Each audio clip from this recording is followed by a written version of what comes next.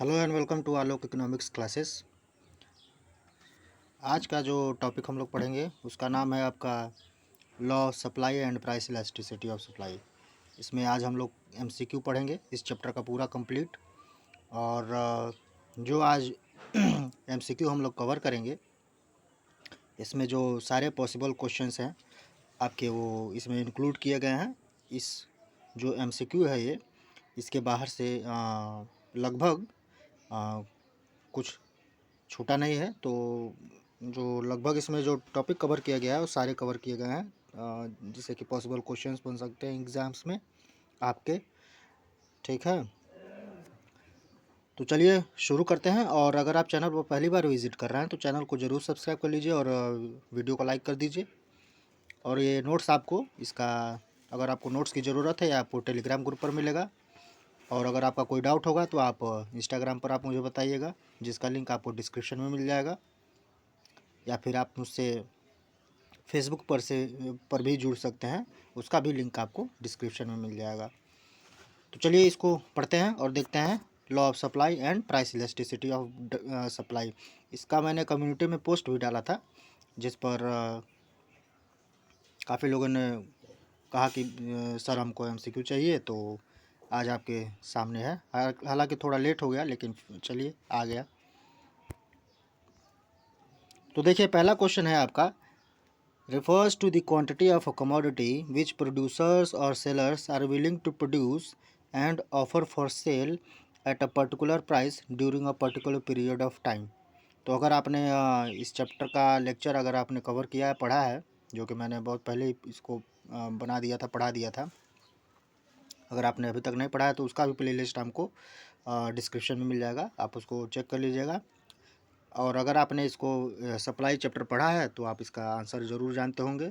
तो इसका ऑप्शन देखिए इसमें क्या है, supply of a commodity, supply is a flow variable, या फिर लॉ ऑफ सप्लाई।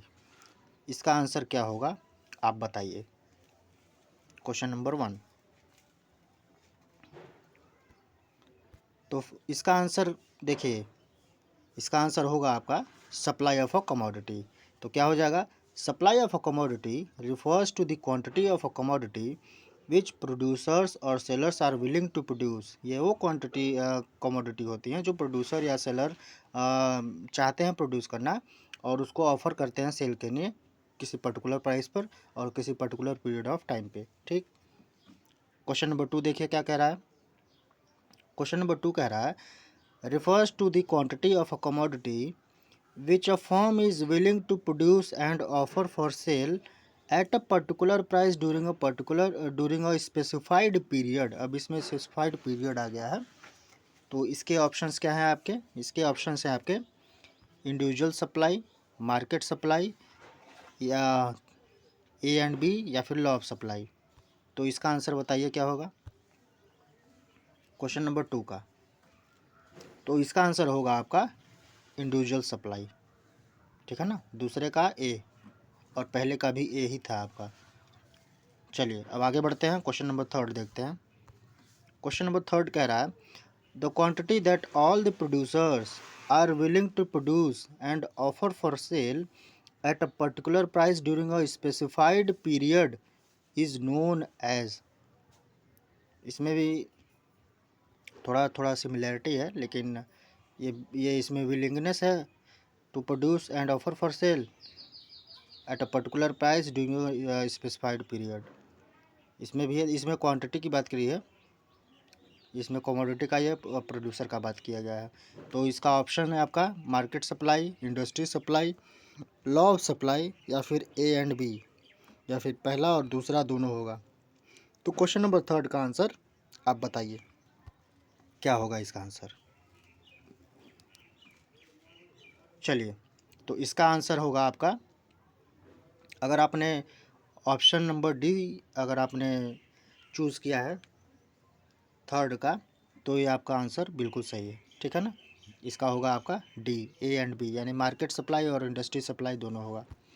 अब आते हैं क्वेश्चन नंबर 4 पर।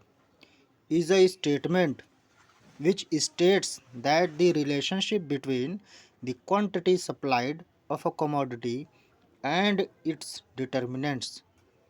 क्या होगा इसका आंसर देखिए और क्वेश्चन का ऑप्शन देखिए। Supply function, industry individual supply function, market supply function या फिर A B C D, कौन सा ऑप्शन सही है क्वेश्चन नंबर 4 का? आंसर बताइए आप। तो इसका आंसर होगा ऑप्शन नंबर ए, फोर्थ का होगा ए। ठीक, सप्लाई फंक्शन। अब क्वेश्चन नंबर 5 देखते हैं। States that other things remaining the same, the quantity of any commodity that firms will produce and offer for sale rises with rise in price and falls with fall in price। Options क्या क्या हैं आपके? Option number 1 supply function, option number B law of supply, C है आपका supply schedule और D है आपका none of the above. तो क्या होगा इसका आंसर क्वेश्चन नंबर 5 का? कौन सा ऑप्शन आपका सही है बताइए आप। तो इसका आंसर होगा आपका option number B law of supply. ठीक, law of supply states that dash dash dash fall in price. चलिए आगे बढ़ते हैं और क्वेश्चन नंबर 6 देखते हैं। Is a tabular statement showing various quantities which producers are willing to produce and sell at various alternative prices during a given period of time। Question number 6 options क्या क्या है आपके? ए है आपका law of supply, B है supply schedule, सी है आपका supply function और डी है आपका इंडिविजुअल सप्लाई शेड्यूल। तो क्या होगा इसका आंसर? इसका आंसर होगा, आप बताइए क्वेश्चन नंबर 6 का कौन सा ऑप्शन सही है? तो इसका आंसर होगा आपका option number B supply schedule. ठीक, अब क्वेश्चन नंबर 7 देखते हैं। is defined as the table which shows various quantities of a commodity that an individual producer or a firm would offer for sale at different prices during a given period। Options हैं क्या आपके? A है आपका supply schedule, B है आपका market supply schedule, सी है आपका individual supply schedule और डी है आपका सप्लाई फंक्शन। क्वेश्चन नंबर 7 का कौन सा ऑप्शन सही है आप बताइए। करेक्ट आंसर इसको क्या होगा? तो इसका आंसर होगा आपका option number C individual supply function, individual supply schedule, sorry. ठीक, individual supply schedule question number 7 का आंसर सी होगा। अब क्वेश्चन नंबर 8 देखते हैं। Is the table which shows various quantities of the good that all the firms are willing to supply at each market price during a specified time period assuming that that factors other than the price of the good are given. Options क्या क्या है आपके? A है आपका market supply schedule, B है आपका individual supply schedule और सी है आपका सप्लाई फंक्शन। क्वेश्चन नंबर 8 का कौन सा ऑप्शन सही है आप बताइए। तो इसका आंसर जो है वो है आपका ए जो ऑप्शन है वो सही है, market supply schedule question number 8 का। ठीक, अब क्वेश्चन नंबर 9 पर आते हैं। Is a tabular presentation of law of supply, कौन सा टेबुलर प्रेजेंटेशन है? ऑप्शन है आपके। ए है आपका सप्लाई फंक्शन, बी है आपका लॉ ऑफ सप्लाई, सी है आपका सप्लाई शेड्यूल। तो क्वेश्चन नंबर 9 का कौन सा ऑप्शन सही है आप बताइए। तो इसका आंसर होगा आपका option number C supply schedule. ठीक, क्योंकि हम लोग सप्लाई जो है वो पढ़ रहे हैं तो इसमें आपका सप्लाई शेड्यूल आंसर होगा। क्वेश्चन नंबर 10 देखिए क्या कह रहा है। Is defined as the curve which shows various quantities a given commodity which an individual producer is willing to supply at different prices during a given period of time assuming no change in all other factors affecting supply। ठीक, option है आपके ए और B, दो options दिए हैं। तो ए है आपका इंडिविजुअल सप्लाई कर्व और बी है आपका मार्केट सप्लाई कर्व। क्या होगा आंसर क्वेश्चन नंबर 10 का ये आप बताइए। तो इसका आंसर होगा आपका individual supply curve, option number A सही है आपका। अब 11 देखते हैं।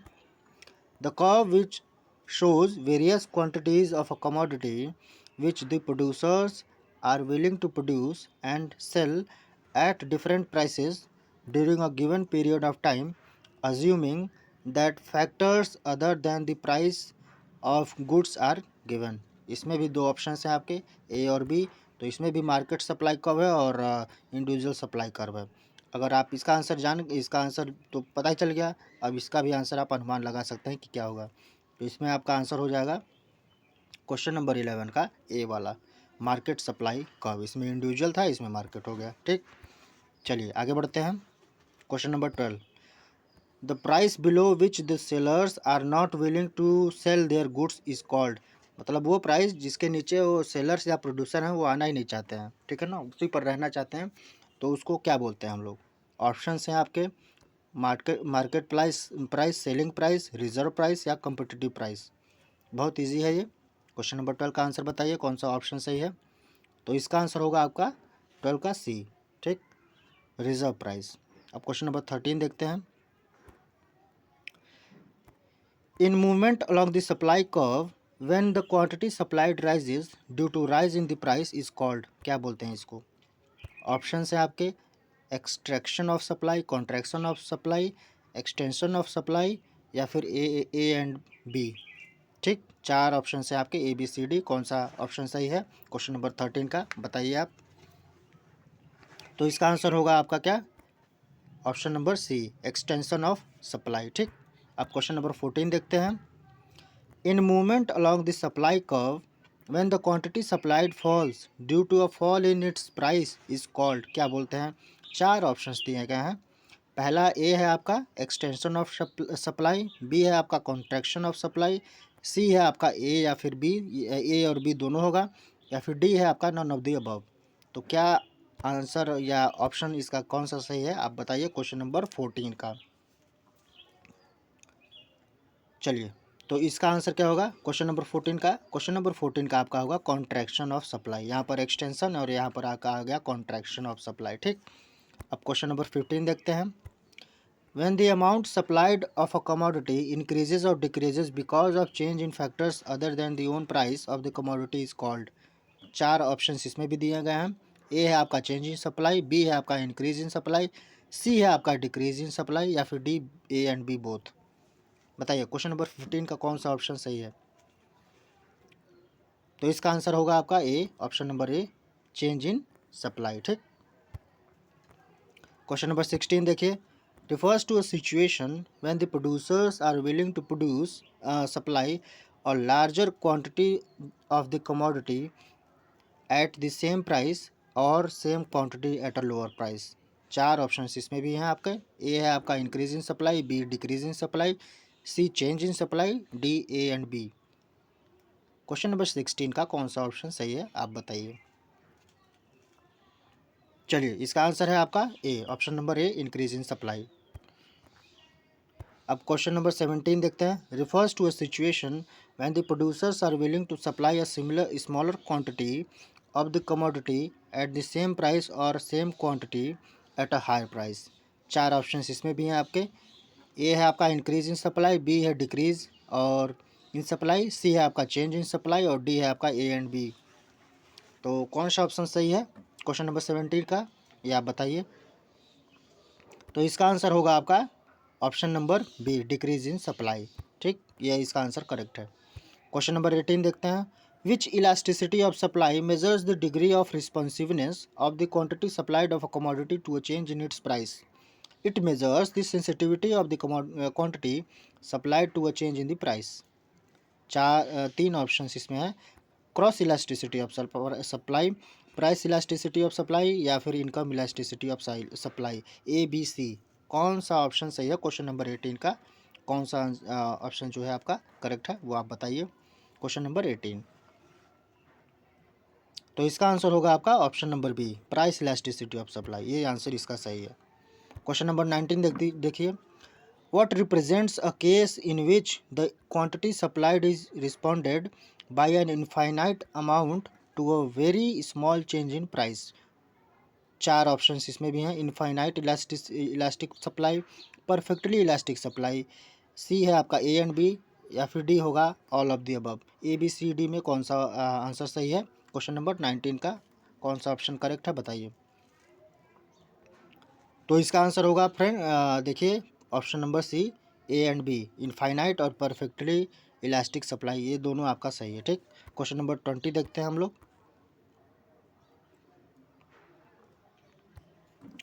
occurs when the percentage change in the quantity supplied is exactly equal to the percentage change in its price।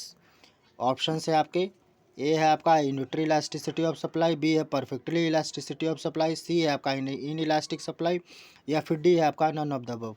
कौन सा ऑप्शन सही है क्वेश्चन नंबर 20 का, ये आप बताइए। तो इसका आंसर होगा आपका unitary elasticity of supply, option number ए। अब बढ़ते हैं आगे, क्वेश्चन नंबर 21 देखते हैं। What is called inelastic when the percentage change in the quantity supplied is less than the percentage change in the price। Option है आपके, ए है आपका प्राइस, बी है आपका क्वांटिटी, सी है आपका सप्लाई, डी है आपका इनकम। ठीक है, तो क्या इसका आंसर होगा आप बताइए क्वेश्चन नंबर 21 का। तो इसका आंसर होगा सप्लाई, ऑप्शन नंबर सी सही है, सप्लाई। ये छोड़ दीजिए, ये वही सेम क्वेश्चन आ गया है, इसको मत लिखिएगा, नोट करिएगा क्वेश्चन नंबर 21 तक। तो ये आज आपका ये सप्लाई का जो एमसीक्यू है ये भी ख़त्म हो गया। और इसका जो चैप्टर का लेक्चर है वो आपको प्लेलिस्ट आपका डिस्क्रिप्शन में मिल जाएगा। अगर आप चैप्टर नहीं पढ़े हैं तो आप उसको पढ़ लीजिएगा, फिर इसको पढ़िएगा, या फिर अगर आप इसको ही पढ़ना चाहते हैं पहले तो आप इसको पढ़ ही सकते हैं। ठीक है, नोट्स आपको टेलीग्राम ग्रुप पर मिलेगा, और सप्लाई चैप्टर का भी आपको नोट्स आपको वहाँ पर मिल जाएगा। ठीक है, सब अवेलेबल है। और अगर आपका कोई क्वेश्चन है तो आप कमेंट बॉक्स में बता सकते हैं, या फिर आप इंस्टाग्राम पर आप कनेक्ट कर सकते हैं, या फेसबुक पर भी आप कनेक्ट कर सकते हैं। सारा लिंक आपको डिस्क्रिप्शन में अवेलेबल है, वहाँ पर आप जाकर चेक करिए। ठीक, तो फिर मिलते हैं हम लोग नेक्स्ट वीडियो में। चैनल को जरूर सब्सक्राइब कर लीजिएगा। Thank you very much.